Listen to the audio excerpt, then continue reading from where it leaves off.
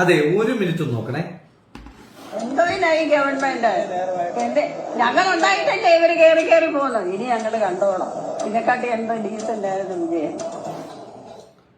രാവിലെ പലരും അയച്ചു തന്നൊരു വീഡിയോ ആണ്. കണ്ടപ്പോൾ വലിയ വിഷമം തോന്നി. ഏതൊരു പാവപ്പെട്ട അമ്മ ഒരു ദുരിതാശ്വാസ ക്യാമ്പിൽ നിൽക്കുകയാണ്. ആ ക്യാമ്പിലെ പരിമിതികളെ പറ്റി പറയുന്നു. എന്തോത്തിനാണ് ഈ ഗവൺമെന്റ് എന്ന് ചോദിക്കുന്നു. ഏറ്റവും ഒടുവിലായി ഇതിനേക്കാൾ എത്രയോ ഡീസന്റ് ആണ് ആ വിജയൻ എന്ന് ചോദിച്ചിട്ട് പോകുന്നു. ഇത് കണ്ടപ്പോൾ തന്നെ ജില്ലയിൽ ഉത്തരവാദിത്തപ്പെട്ട ദുരിതാശ്വാസ പ്രവർത്തനങ്ങളുമായി നിൽക്കുന്ന ഉദ്യോഗസ്ഥന്മാരെ വിളിച്ച് വിവരം അറിയിച്ചു. ആറന്മുള MLA ശ്രീ അബിൻ വർഗീയെ ഫോൺ കിട്ടിയപ്പോൾ അദ്ദേഹത്തോട് സംസാരിച്ചു.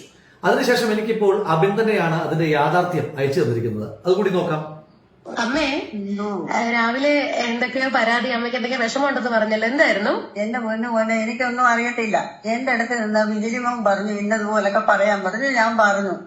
അത്രയേ ഉള്ള കാര്യം, അല്ലാതെ ഒരു കാര്യവും ഇല്ല.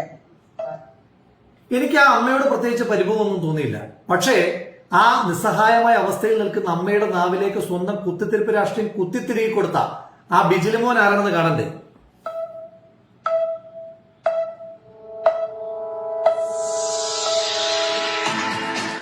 അമ്പട കേമ സഖാവ് ബിജിലി കുട്ട, കോഴഞ്ചേരി ഏരിയ കമ്മിറ്റി അംഗമാണ് ഈ ബിജിലിമോൻ എന്ന് പറയുന്ന ചങ്ങാതി. എന്റെ പൊന്നു ബിജിലി, ആ പമ്പയാറ്റിലൂടെ കുത്തിയൊലിച്ചു വരുന്ന ചെളി വാരി തിന്നാൽ ഇതിനേക്കാൾ അന്തസ്സ് കാണും.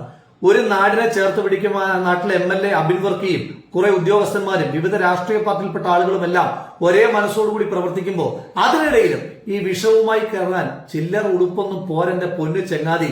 നിങ്ങളെപ്പോലുള്ള ദുരന്തങ്ങളെയും ഈ മഴയും ഒരുപോലെ ഈ നാട് നേരിടും.